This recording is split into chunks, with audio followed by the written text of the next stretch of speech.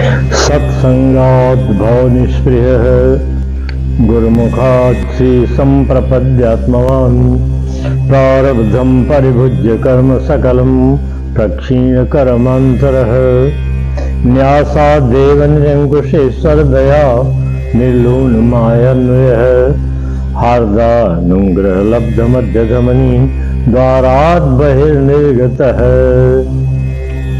जो प्रभु के पास पहुंचने के लिए सीढ़ी है, जिसकी पैड़ियां हैं सत्संग, फिर वैराग्य, फिर सद्गुरुदेव की खोज, फिर सद्गुरुदेव का सत्संग से ही ज्ञान और फिर सद्गुरुदेव की प्राप्ति। सत्संग से ज्ञान होगा, कैसा गुरु हमें चाहिए, कौन हमारे जन्म रूपी सागर को पार करके आगे पहुंचा सकता है। ऐसे सद्गुरुदेव संत महापुरुष जो शास्त्रों के ज्ञाता हो, शास्त्रों की बात को मानने वाले हो और शास्त्र जिन परमात्मा का वर्णन करता है उनके विषय में भी जानने और उनको मानने वाले हों। ऐसे सद्गुरुदेव कि आप खोज करेंगे, जहां जाएंगे सद्गुरुदेव की खोज करेंगे, खोज करेंगे, खोज करेंगे, अंत में आपको सद्गुरुदेव की प्राप्ति हो जाएगी।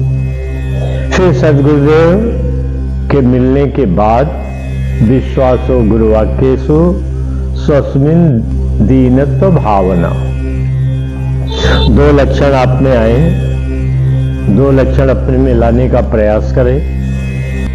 गुरुदेव के वचनों में आत्म कल्याण के विषय में पूर्ण विश्वास और आत्म कल्याण के विषय में मैं कुछ नहीं जानता, बस ये दो बातें जीवन में आ गई तो आप आत्म कल्याण के मार्ग पर चल पड़े।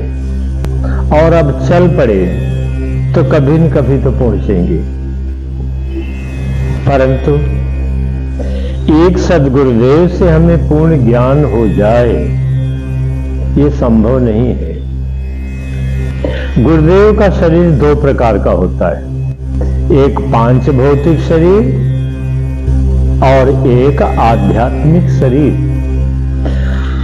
शिष्य का गुरुदेव से शारीरिक संबंध नहीं है, आध्यात्मिक संबंध है। अर्थात जन्म मरण से छूटने के लिए, भगवान की प्राप्ति के लिए गुरु और शिष्य का संबंध बना। तो लक्ष्य क्या है? आध्यात्म। इसलिए गुरुदेव का पार्थिव शरीर, पांच भौतिक शरीर दूर हो व नजदीक हो, इस लोक में हो अथवा परलोक में हो, गुरुदेव का आशीर्वादी शरीर, आध्यात्मिक शरीर सदा शिष्य के साथ रहता है। कई बार आपको अनुभव होता होगा कि आज संकट में फंसे मुझको गुरुदेव ने बचा लिया, प्रत्यक्ष अनुभव होता है, परंतु हम इस बात को भूल जाते हैं। इसीलिए गुरु की कृपा हमारे ऊपर से दूर हट जाती है। सतत अनुभव, जैसे भगवान की कृपा का सतत अनुभव करेंगे तो सुमिरन में निरंतरता आएगी, उसी तरह गुरुदेव की कृपा का अनुभव करेंगे तो साधना में दृढ़ता आएगी, साधना आगे को बढ़ेगी। अब आप आत्म कल्याण के मार्ग पर लग गए, जो नियम दो बताए गए इनको अनुसरण करते हुए आप ऐसी स्थिति में पहुंच जाएंगे कि एक श्वास के लिए भी सुमिरन की निरंतरता टूटेगी नहीं। निरंतर सुमिरन चलता रहेगा, चलता रहेगा। यही अंतिम जन्म की पहचान है और यही एक साधन। अंते नारायण स्मृति, मृत्यु के समय में भगवान का स्मरण करा देगा। लेकिन जो सामान्य भक्त के मन में प्रश्न आता है शंका उठती है, बड़ा कष्ट भोगना पड़ रहा है। प्रारब्धम परिभुज्य कर्म सकलम प्रक्षीण कर्मांतर। प्रारब्ध कर्म को अर्थात मां के गर्भ में आते समय जो भी हमारे संचित कर्म की ढेरी में से पुण्य और पाप निकाल कर हमारे दिए गए भोगने के लिए, उन्हें अवश्य में भोक्तव्यम।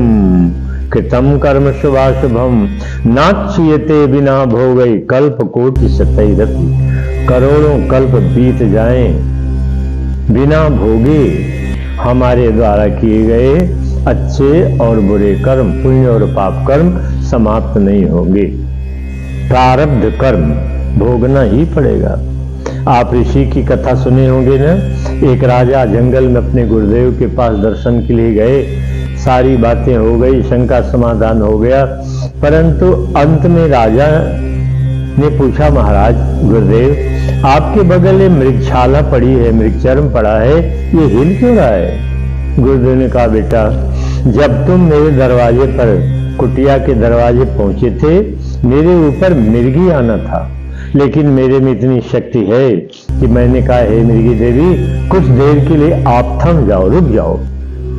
राजा अतिथि है, ईश्वर का रूप है, राजा के जाने के बाद मैं भोग लूंगा। अब बेटा तुम जाओगे तो फिर मैं इस मिर्गी के कष्ट को भोगूंगा। ये है प्रारब्ध। ऋषि महर्षि जिनमें इतनी शक्ति है कि मिर्गी को आदेश दे सकते हैं कि आप रुको, अभी नहीं, परंतु भोगना पड़ेगा। अवश्य में वो भोक्तव्य, अवश्य में वो भोक्तव्य, भोगना ही पड़ेगा। तो जब तक प्रारब्ध है तब तक ये शरीर रहेगा। जब प्रारब्ध समाप्त हो जाएगा, भगवान ने इसीलिए ध्रुव कहा ना, भोगेन पुण्यम कुशलेन पापम कलेवरम कालजमेन हिता। हमारे जीने का 3 कारण है। हमारे द्वारा पूर्व जन्मों में किया गया पुण्य, हमारे द्वारा पूर्व जन्मों में किया गया पाप, और 5 भौतिक शरीर। 3 चीजें। जब तक पुण्य का फल सुख हम नहीं भोग लेंगे जो लेके आए, जब तक पाप का फल दुख नहीं भोग लेंगे जो लेके आए, और जब तक ये 5 भौतिक शरीर नहीं समाप्त होगा, तब तक भगवत प्राप्ति अर्थात भगवान के लोक की प्राप्ति अर्थात जन्म मरण निवृत्ति पूर्वक भगवत प्राप्ति नहीं होगी। इसलिए प्रारब्ध कर्म भोगना पड़ेगा। कभी मत मन में लाइए, ये तो बड़ा कष्ट हो रहा है, क्यों हो रहा है, कितना खराब नहीं, भोगी, सुखपूर्वक भोगी, प्रसन्न होकर अनुभव करिए कि अच्छा है, भोग ले रहे हैं, हमारा कर्म समाप्त हो जाएगा। और भगवान बड़े कृतज्ञ। जीवन भर आप बेटे का पालन करते हैं, झूठ, बेईमानी, कपट, निंदा, स्तुति किस लिए करते हैं? अपने संतान को सुखी करने के लिए, और वो भी अंत में धोखा दे देता है। लेकिन भगवान से यदि संबंध आपने जोड़ लिया, भगवान से रिश्ता बना लिया, भगवान धोखा नहीं देंगे, कृतज्ञ है। भगवान जैसा उपकार को मानने वाला तो कोई ब्रह्मांड में है ही नहीं। भगवान कहते हैं ना, अहम स्मरामि भक्तम नयामि परमाम गतिम। यदि कफ बात पित्त के बढ़ जाने के कारण मृत्यु के समय में मेरा भक्त मेरा स्मरण नहीं कर सकेगा, अहम स्मरामि, क्योंकि जीवन भर मेरा स्मरण किया है, इसलिए उसके अंत समय में मैं उसका स्मरण करूंगा, उसके पास जाऊंगा और उसे मोक्ष दूंगा। इसके दृष्टांत कौन है? भीष्म पितामह जी महाराज।